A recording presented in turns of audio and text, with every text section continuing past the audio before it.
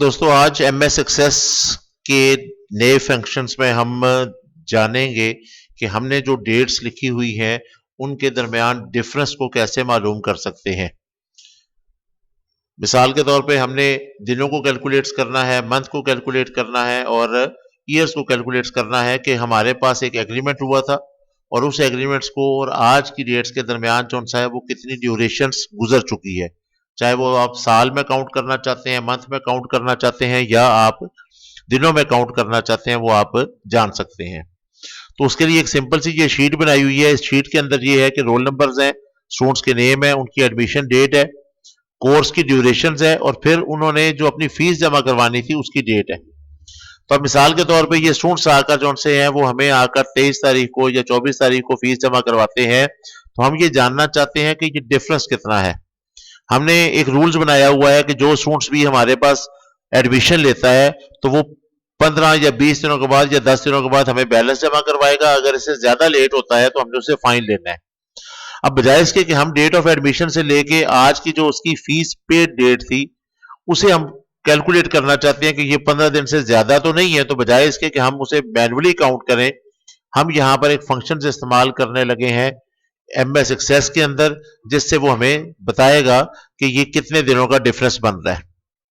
तो यहां पर हम जो सा है वो आकर उसकी ड्यूरेशन मालूम करना चाहते हैं कि कितने दिन हो चुके हैं। तो हमने यहां पे एक फील्ड्स बनाई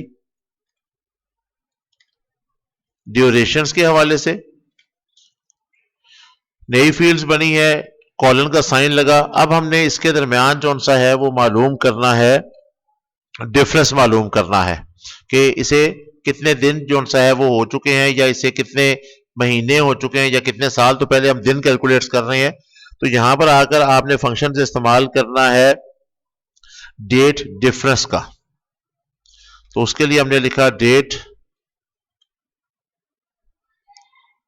डिफ DIFF, फिर आपने ब्रैकेट स्टार्ट की। अब हम जो सा है वो इसका जवाब जो सा है वो कैलकुलेट करना चाहते हैं कि इसे कितने हमारे पास दिन हो चुके हैं। तो उसके लिए आपने वहां पर आकर इन्वर्टेड कॉमास में डी मेंशन कर देना है कि हम दिनों को जानना चाहते हैं।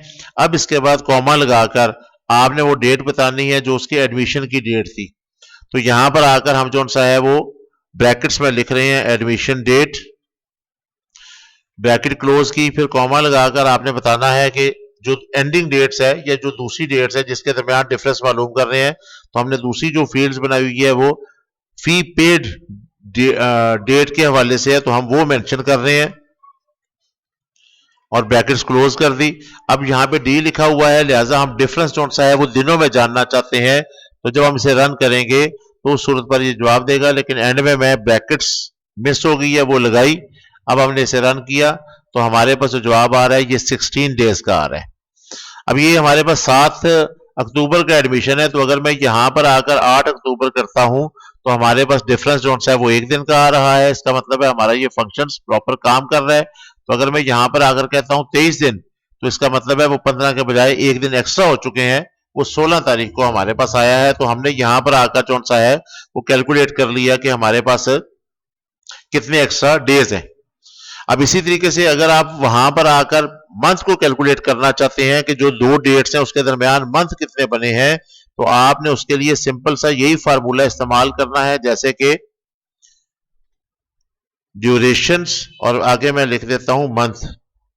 हम मंथ में कैलकुलेट करना चाहते हैं, कॉलन का साइन लगाया, वैसे ही आपने डेट डिफरेंस के लिए DFF, कॉलन का साइन लगाया, सॉरी ब्रैकेट स्टार्ट की, और फिर आपने मंथ में कैलकुलेट करना है तो आप इन्वर्टेड कॉमास में यहां पे M टाइप करेंगे। फिर उसके बाद आपने वो पहली डेट मेंशन करनी है जो आपके पास जिसमें डिफरेंस जिससे डिफरेंस आपने काउंट करना शुरू करना है। तो मेरे पास एडमिशन डेट की फील्ड्स बनी हुई है और फिर कॉमा लगाकर एंडिंग डेट जो सी है वो मेरे पास जो सा है फी पेड डेट बनी हुई है, मैंने वो लिख दी, ब्रैकेट क्लोज की। अब ये जो सा है हमने यहाँ पे M यूज किया है, तो M से मुराद है मंथ। तो मंथ में आकर जो सा है वो हमारे पास वहां पे 0 शो कर रहा है। अब 0 शो करने की वजह यह है कि हमारा डिफरेंस ही 16 दिनों का है। तो अगर हम यहां से डेट बढ़ाकर 10वें महीने के बजाय हम यहाँ पे 11वें महीने की कोई डेट जो सी है वो कर देते हैं, तो अब उस सूरत पे ये 36 डेज बनते हैं। तो ये चूंकि एक महीने से ज्यादा हो चुका है तो वो यहाँ पे मंथ को शो कर रहा है। इसी तरीके से अगर हम यहाँ पर आकर ईयर्स को कैलकुलेट करना चाहते हैं कि हमारे पास डिफरेंस क्या आ रहा है साल के हिसाब से, तो हम उसके लिए ड्यूरेशंस ईयर की एक फील्ड्स बनाते हैं और फिर डेट डिफरेंस के हवाले से हमने वो फंक्शंस कॉल करना है, तो वो डेट डिफ ब्रैकेट स्टार्ट की। अब ईयर्स में करना है तो इन्वर्टेड कॉमास में आपने 4 दफा वाई लिख दिया, क्योंकि हमारे पास साल जो है वो 4 डिजिट्स में शो करता है। फिर कॉमा लगाकर आगे आपने सबसे पहले जो डेट ऑफ एडमिशन है, एडमिशन डेट जो स्टार्टिंग डेट्स आपकी बनती है वो DAAT ब्रैकेट्स क्लोज, और फिर आपने कॉमा लगाकर एंडिंग डेट जो सी है, जो कि हमने यहाँ पे फीस पेड डेट रखी हुई है, ये लगा दी और ब्रैकेट्स क्लोज कर दी। अभी हम ईयर्स कैलकुलेट कर रहे हैं। इसका जवाब भी अभी 0 में आ रहा है, क्योंकि फीस पे डेट जो सी है वो हमारे पास अभी फिलहाल चल रही है उसी 20 की। हम यहाँ पे 21 कर देते हैं। अब हम देखते हैं तो यहाँ पर इससे जो सा है वो 13 मंथ हो चुके हैं, 401 दिन हो चुके हैं और 1 साल की ड्यूरेशन उसमें गुजर चुकी है।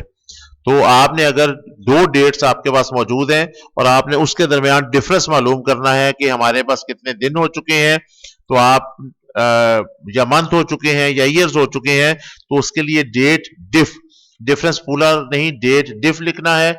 और डी से मुराद डेट है, दिन है, एम से मुराद मंथ है और वाई से मुराद ईयर्स है। तो आपके फंक्शंस के 3 हिस्से हैं। पहले आप मेंशन करते हैं कि डे चाहिए तो डी लिख देंगे और फिर आपने स्टार्टिंग और एंडिंग डेट लिख देनी है। तो ये आपको डिफरेंस बता देगा कि इस डेट के दौरान कौन सा है वो हमारे पास कितना डिफरेंस है। तो बड़ी आसानी से हम कैलकुलेट करके उसे मालूम कर सकते हैं। जैसे कि अगर यहां पर हम उसे 1 महीने का डिफरेंस देते हैं, ये हमारे पास नवंबर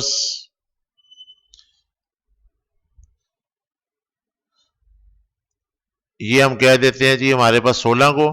तो अब ये देखें ऑटोमेटिकली ड्यूरेशंस 9 दिनों की बन रही है, तो वो आगे मंथ और ईयर जो है उसमें कैलकुलेट नहीं कर रहा। तो 2 डेट्स के दरमियान डिफरेंस मालूम करने के लिए हम जो सा है वो डेट डिफ का फंक्शन इस्तेमाल करते हैं।